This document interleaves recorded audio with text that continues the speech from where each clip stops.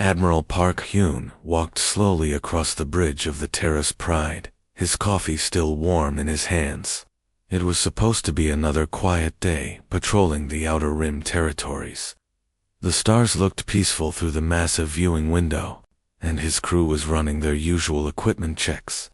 "Sir, we have something unusual," called out Communications Officer Baek Min-ho from his station. His voice carried a tone that made everyone on the bridge stop what they were doing. Park Hyun set down his coffee and moved toward the communications console. "What is it, Officer Baek?" "We're picking up a transmission from way outside our patrol zone. It's encrypted, but the signal is really strong. Someone wanted to make sure we heard this message." The Admiral nodded. "Put it through the speakers." The bridge filled with strange sounds, alien voices speaking in desperate, pleading tones. Even though the words were being translated by their computers, you could hear the fear and panic in every syllable. The speakers crackled with static as the message played. Lieutenant Kim Soo, their intelligence officer, was already working at her station, pulling up data about the transmission. Her fingers moved quickly across the control panel as she analyzed the signal. "Admiral, this is coming from the Kalahari Federation," she said, looking up with worried eyes. "They're a peaceful group made up of 3 different alien species.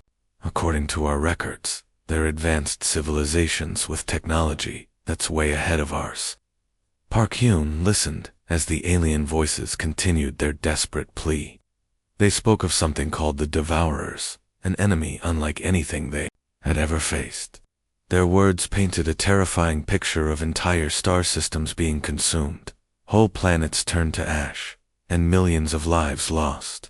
"They're saying their military fleets have been completely destroyed," Lieutenant Kim continued, her voice getting quieter. "Their defensive systems failed.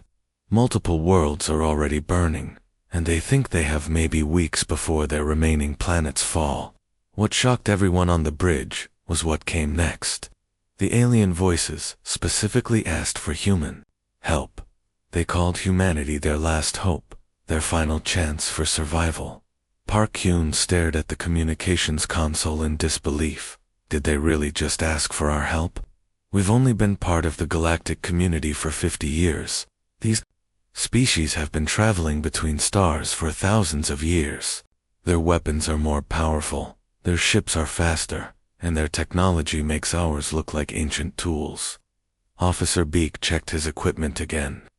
"Sir, the message is definitely meant for us. They sent it directly to human space, and they used our communication codes." The Admiral rubbed his forehead, trying to understand why advanced alien civilizations would turn to humanity in their darkest hour. What could humans possibly offer that these ancient species couldn't do themselves? The emergency alarms echoed through every human space station and military base across 3 star systems. Within 2 hours of receiving the distress call, Admiral Park Hyun had assembled the largest human fleet ever put together. Ships that were scattered across different patrol routes suddenly changed course and headed toward the main staging area. Captain Lee Min stood on the bridge of his destroyer, the Incheon, watching as dozens of human vessels gathered in formation. His ship was smaller than most alien cruisers, but it was fast and packed with weapons that other species had never seen before. Lee Min had been fighting pirates and raiders for 15 years, and he knew his crew could handle anything. "Captain, we're receiving formation orders from the flagship," reported his tactical officer. "We're being assigned to the forward scout group." Lee Min smiled. The forward scouts would be the first to engage the enemy, which was exactly where he wanted to be. "Tell the crew to prepare for extended combat operations. We might not be coming home for a while." Meanwhile, Commander Choi Yuna was coordinating her cruiser squadron from the Bridge of the Soul. Her ships were the heavy hitters of the human fleet, carrying the biggest guns and the thickest armor. Each cruiser held over 800 crew members, and they had been training together for years. "Commander, intelligence is sending us updated reports about these devourers," her communications officer announced. "You need to see this." The data that came through was terrifying. The Devourers didn't just attack planets. They completely consumed them. Entire star systems had been stripped of all matter, leaving behind empty space where thriving worlds used to exist. Their ships seemed to be alive somehow, healing from damage and growing stronger after each battle. Back on the flagship, Admiral Park Hyun was meeting with his senior officers in the war room. The holographic display showed the scale of the threat. They were facing red markers indicated destroyed Kalahari worlds, while moving symbols showed where Devourer fleets were currently attacking. "Sir, how are we supposed to fight something that destroyed civilizations with technology far more advanced than ours?" asked Colonel Nam Jinwoo, the Marine commander. Admiral Park studied the display for a long moment. These Devourers have been fighting the same types of enemies for who knows how long. Energy weapons, defensive formations, predictable tactics. But they've never fought humans before. He pointed to the areas where human ships would deploy. "We don't fight like other species.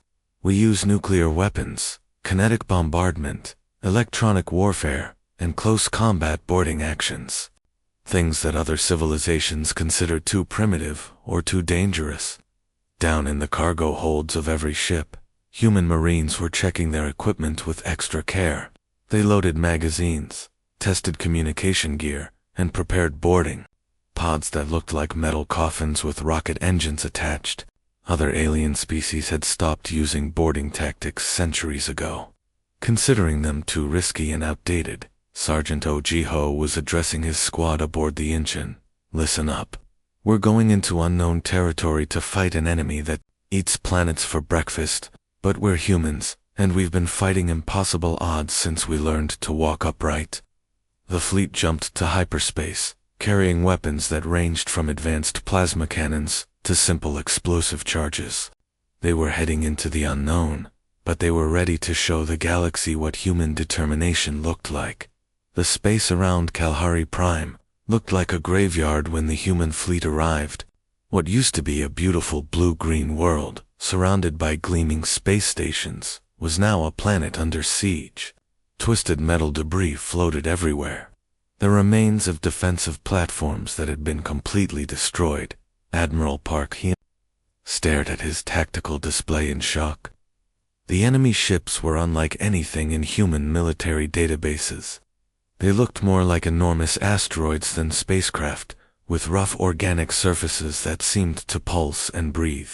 Some were as large as small moons, while others were the size of city blocks, all moving in perfect coordination around the planet.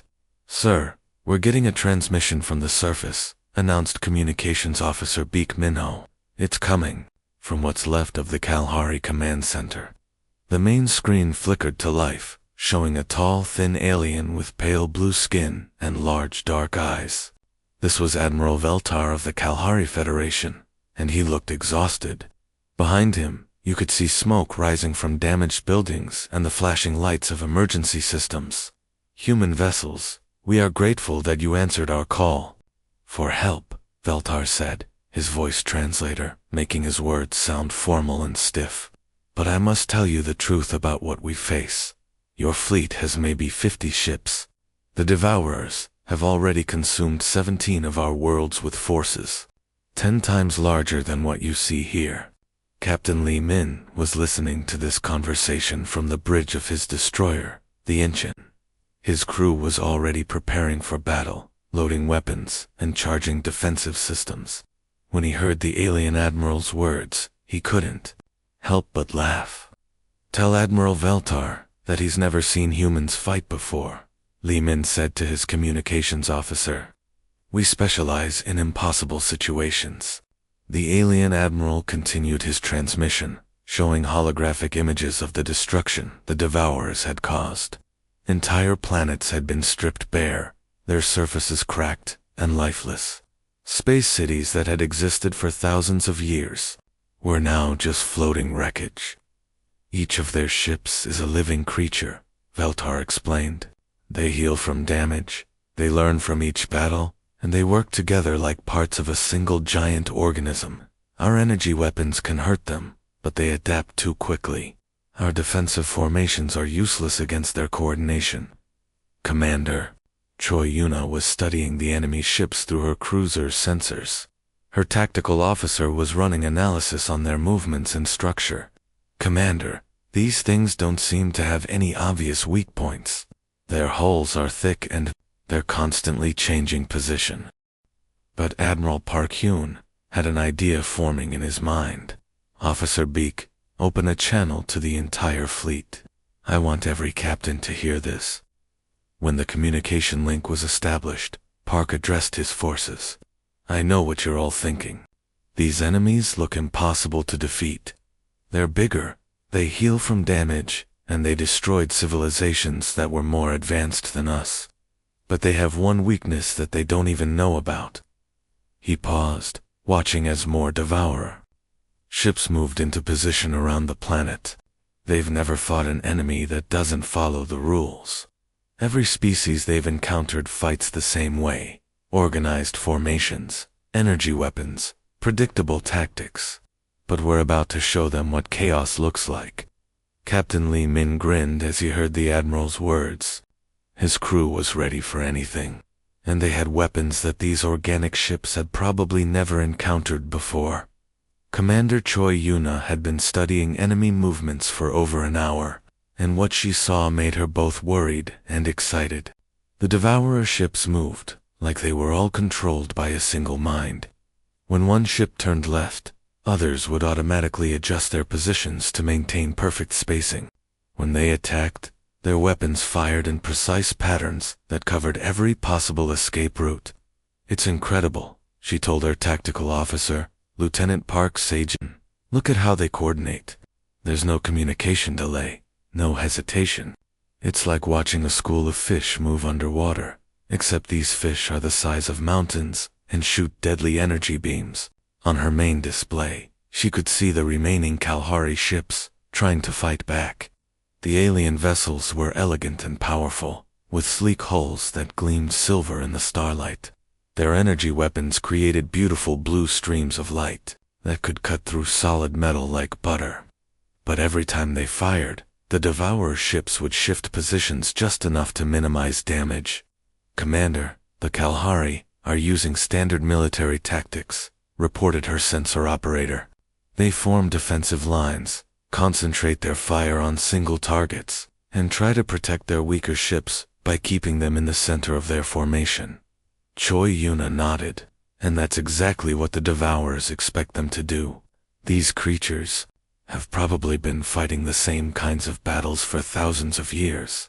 They know how to counter every standard military strategy in the book. She watched as a group of Kalahari cruisers attempted a coordinated attack on one of the larger Devourer ships. Their energy beams struck the organic hull and created massive holes. But within minutes, the damage started healing itself. The bite surface rippled and flowed like liquid, closing the wounds and becoming stronger than before. "Ma'am, Admiral Park is requesting a tactical assessment," announced her communications officer. Choi Yuna opened a direct channel to the flagship. "Admiral, these enemies are unlike anything we've ever faced. They move like a single organism, they heal from damage, and they've clearly studied how other species fight. But I think I see their weakness." On the command bridge of Terra's Pride, Admiral Park Hyun was listening carefully while watching his own tactical displays. "What do you see, Commander?" "They're too perfect, sir. Every movement is coordinated, every response is calculated. They fight like a machine that's been programmed to counter specific types of attacks. But machines have trouble dealing with random events." As she spoke, Choi Yuna was already giving orders to her own squadron. Instead of forming up in the traditional battle line that every military academy taught, she ordered her cruisers to spread out in what looked like a completely random pattern. "All ships, break formation and begin independent maneuvering," she commanded. "I want you to move unpredictably. Change speed randomly, alter course without warning, and don't follow any standard attack patterns." Across the human fleet, similar orders were being given. Captain Lee Min's destroyer suddenly accelerated toward a group of Devourer ships. then veered off at the last second. Other human vessels began moving in zigzag patterns, spinning randomly, and changing direction every few seconds. The Kalahari Admiral watched this chaos with confusion. Human vessels, your formation is completely disorganized. You're violating every principle of space combat. But Admiral Park Hyun was smiling as he watched the Devourer ships, trying to respond to the human fleet's movements. For the first time since the battle began, the organic vessels seemed hesitant, unable to predict where the human ships would go next. The moment Admiral Park Hyun gave the order to attack, the human fleet unleashed hell in ways the galaxy had never seen before. Instead of the elegant energy beams that other species used, human weapons were loud, crude, and absolutely devastating. The Terra's Pride fired its first nuclear torpedo, a massive missile that streaked through space, leaving a bright trail behind it. When it struck one of the smaller Devourer ships, the explosion lit up the entire battlefield like a miniature star. The organic hull didn't just take damage, it was completely vaporized in a sphere of nuclear fire that expanded for several kilometers. Direct hit on target Alpha, reported Weapons Officer Yoon Tae-ho from his station. The bioship is completely destroyed, sir. No signs of regeneration. But the nuclear torpedoes were just the beginning. Captain Lee Min's destroyer, the Incheon, came screaming through the enemy formation at full speed. Instead of firing energy weapons, his ship launched solid metal projectiles, the size of telephone poles. These kinetic rounds didn't rely on fancy technology. They just hit their targets with incredible force. Firing kinetic penetrators, announced Lee Min's weapons officer.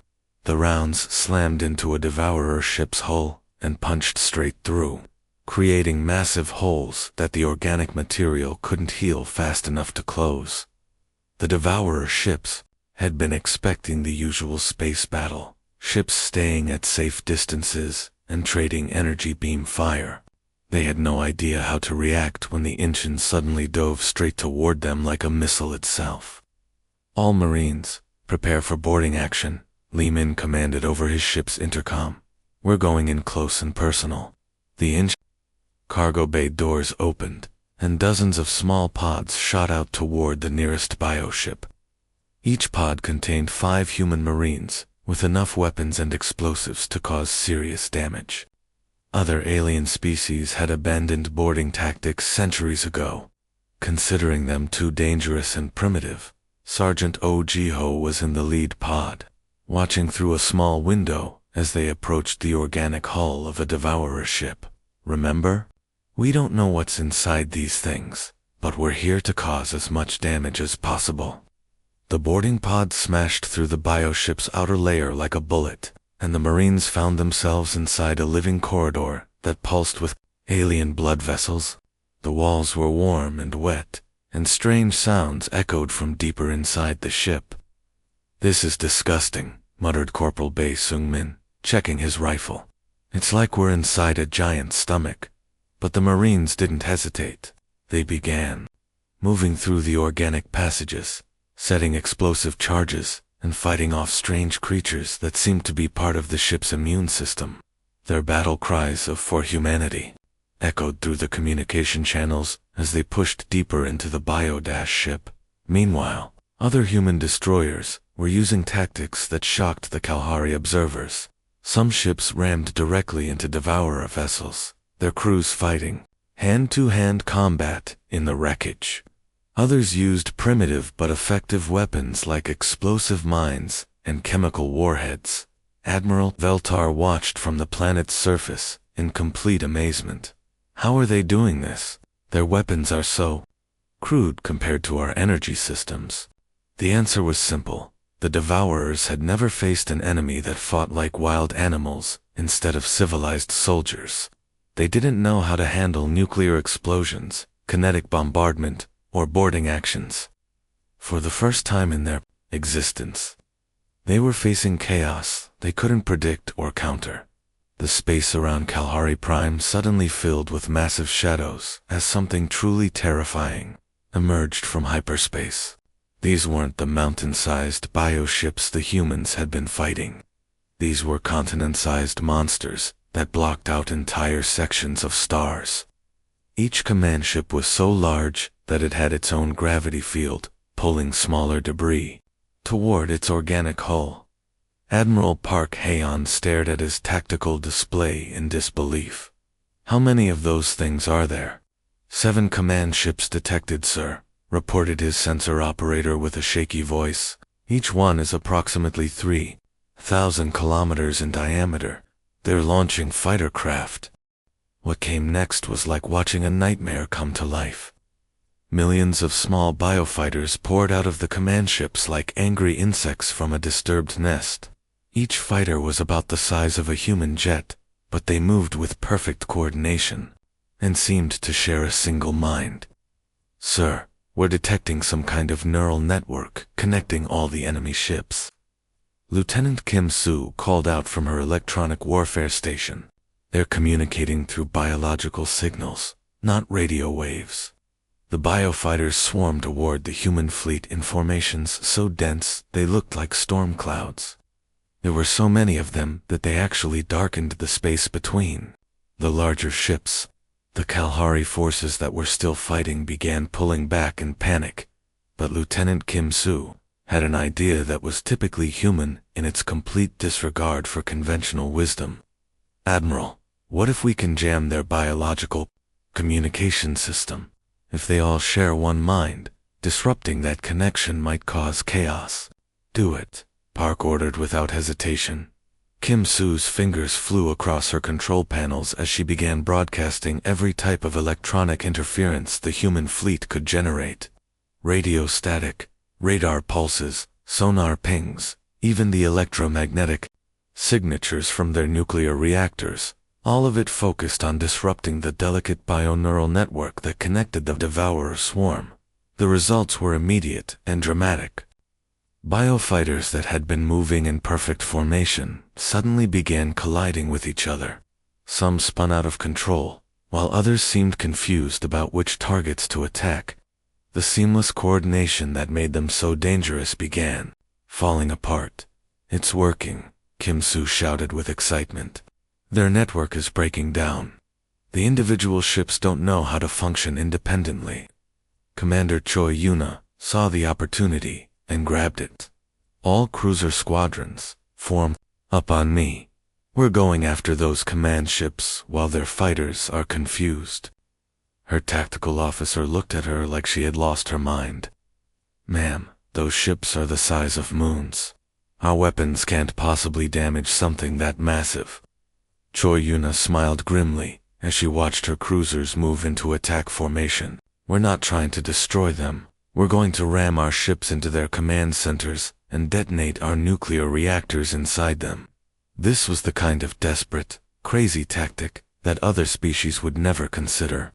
The idea of deliberately sacrificing your own ships and crews was something that advanced civilizations had moved beyond centuries ago.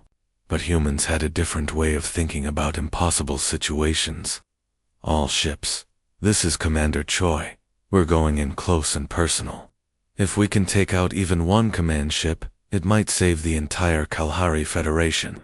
Her cruisers accelerated toward the nearest moon-sized bioship, their crews knowing they probably wouldn't survive the next few minutes, but determined to make their sacrifice count. Admiral Park Hyun watched the chaos unfolding around him and suddenly realized something that would change everything. The Devourers were incredibly powerful, but they had one weakness that could be exploited. They always told the truth to each other through their bioneural network. They had never learned to lie or deceive because their hive mind made deception impossible among themselves. "Lieutenant Kim, I need you to do something that's going to sound completely crazy," Park said, turning to his electronic warfare officer. "Can you make our ships appear to be somewhere they're not?" Kim Soo looked puzzled for a moment, then her eyes lit up with understanding. "You want to create false sensor readings? Make them think we have ships that don't exist." "Exactly. And I want you to broadcast fake emergency signals, false retreat orders, and distress calls that make it sound like we're losing badly. What happened next was like watching a master magician perform the greatest trick in galactic history. Human ships began broadcasting emergency messages claiming they were heavily damaged and retreating. At the same time, their electronic warfare systems created phantom signatures that made it appear as if massive human reinforcements were arriving from multiple directions. "Mayday, Mayday, this is the destroyer Busan," came one fake distress call. "We're taking heavy damage and need immediate assistance." But the Busan was actually perfectly fine and moving into an attack position. The devourer hive mind, which had evolved over millions of years to coordinate perfectly based on accurate information, suddenly found itself trying to process contradictory data. Their bioneural network was telling them that human ships were retreating in panic, but their sensors were also detecting new human fleets arriving from impossible angles. Captain Li Min's destroyer was broadcasting that it was critically damaged and limping away from battle. In reality, he was using this fake retreat to get close to a major devourer command node. "They're actually falling back to protect what they think are fleeing ships," he reported with amazement. "They're trying to finish off targets that aren't really damaged." Meanwhile, Lieutenant Kim Soo was creating even more confusion by making human ships appear and disappear on Devourer's sensors. "I'm broadcasting fake signatures from our old patrol routes," she explained to Admiral Park. "It looks like we have backup fleets jumping in from 3 different star systems." The effect on the Devourer swarm was devastating. Ships that had moved in perfect coordination for millions of years began second-guessing their own sensors. Some turned to face phantom threats that didn't exist, while others ignored real human ships because they thought they were sensor ghosts. "Sir, look at their formations," pointed out the tactical officer. "They're actually breaking apart. Some ships are moving to intercept fake targets, while others are trying to coordinate attacks on ships that aren't where they appear to be." Admiral Veltar was watching this incredible display from the planet's surface, his alien mind struggling to understand what he was seeing. "Admiral Park, your ships appear to be everywhere and nowhere at the same time. How is this possible?" "It's called lying," Admiral Park replied with a grin. "Apparently, it's a skill that hive minds never developed. The psychological warfare was working so well that even the Kalahari forces began to understand what the humans were doing. For the first time in the battle, some of the alien ships abandoned their rigid military formations and began moving unpredictably, copying the chaotic human tactics. If the humans can fight like this, maybe we can too, transmitted one Kalahari captain as his ship dove toward a confused group of biofighters. The tide of battle was finally turning, and it was happening because humanity had weaponized the simple art of telling lies. The largest Devourer command ship hung in space like a dark planet, its surface covered with organic towers and pulsing veins that glowed with alien energy. This was where the Queen lived, the central mind that controlled every single bioship in the swarm. Admiral Park Hyun knew that if they could reach her, the entire invasion would collapse. "All ships, this is our final push," Park announced over the fleet communication system. "Every human vessel, every Kalahari ship that can still fight, we're going in together." Captain Li Min's destroyer, the Inchin, led the charge directly toward the Queen ship's main hull. Behind him, dozens of human and alien vessels followed in what looked like a suicide run. The bioship's defensive systems came alive, shooting streams of organic projectiles and energy beams that lit up the darkness. "Prepare boarding pods," Li Min ordered his Marines. "We're going inside that thing, and we're not coming out until the Queen is dead." Sergeant Oh Jaho was checking his equipment one final time as the boarding pod prepared to launch. Around him, 20 other Marines were doing the same, loading extra ammunition, testing their communication gear, and making sure their explosives were ready. They all knew this might be a one-way trip. "Listen up," Ojiho told his squad. "We've fought in asteroid mines, space stations, and enemy ships, but nothing like this. That thing is alive, It's huge, and it definitely doesn't want us inside. But we're Marines, and Marines don't quit. The boarding pod smashed through the Queen ship's outer hull with tremendous force, drilling deep into organic tissue that tried to close around them like a healing wound. The pod's doors exploded outward, and the Marines found themselves in a corridor that looked more like the inside of a giant heart than a spaceship.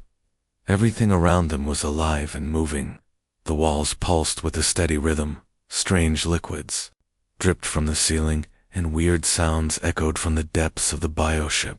The air was thick and humid, filled with alien smells that made some of the Marines gag. "Move out," Ojiho commanded.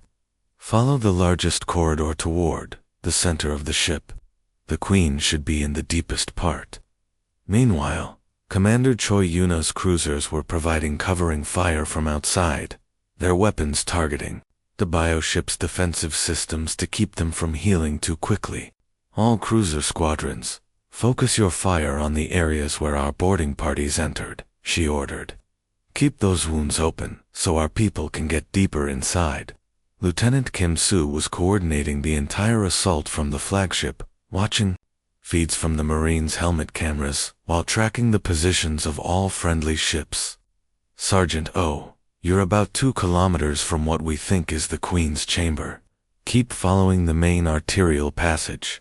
The Marines fought their way through corridors that seemed designed to confuse and trap intruders.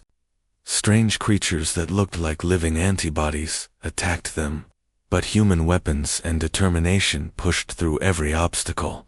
Behind them, Kalahari soldiers had joined the boarding action, inspired by the humans' fearless charge into the unknown. "I can hear something massive up ahead," Jiho reported, his voice tense with excitement and fear. "The corridor is opening into a huge chamber, and there's definitely something enormous moving in there." When they finally reached the Queen's chamber, what they saw took their breath away. The creature was the size of a building, with tentacles that stretched in every direction and eyes that glowed with ancient intelligence. This was the mind that had destroyed 17 worlds, and now it was face to face with human Marines who refused to back down. The Queen's final scream tore through space like thunder. It was a sound of pure rage and terror that reached every corner of the galaxy. As her massive form began to collapse, something incredible happened across the entire battlefield. One by one, the Devourer ships stopped moving. These terrifying vessels that had been destroying everything in their path suddenly went quiet. They drifted through space like dead metal, no longer responding to any commands. The hive mind that controlled millions of alien creatures had finally broken. On the human flagship, Admiral Park Hyun watched in amazement. Just minutes ago, they were facing certain death. Now, the enemy fleet was completely powerless. His crew cheered and hugged each other as they realized what had happened. They had actually won this impossible battle. The silence didn't last long. Admiral Veltar's voice came through the communication system, and for the first time, he sounded truly impressed. The proud alien leader who had once dismissed humans as weak newcomers was now speaking with deep respect. "Admiral Park," Veltar said, his words carrying across the void between their ships. "I must admit something to you and your people. When we first met your species, we thought you were too young and inexperienced to survive in this galaxy. We believed you would need our protection just to stay alive." Park smiled as he listened to the alien admiral continue. "But today, you have shown us something remarkable. Your species may be new to space travel, but you fight with a courage that reminds me of the greatest warriors in our history. You didn't just help us win this battle. You saved our entire civilization." The human admiral looked out at the stars surrounding them. Earth seemed so far away now, but he knew this moment would change everything for his people. They were no longer the weak newcomers that other species had to worry about. Admiral Veltar Park replied, "We're honored to fight alongside the Federation. This battle taught us that we're stronger when we work together." Veltar's next words would echo through human history books for generations to come. The Kalahari Federation formally invites humanity to join our alliance as full members. You have earned your place among the stars through blood, courage, and sacrifice. Welcome to the galactic community, humans. The universe just became a much safer place, with you in it. As Park looked at his crew's happy faces, he knew their greatest adventure was just beginning.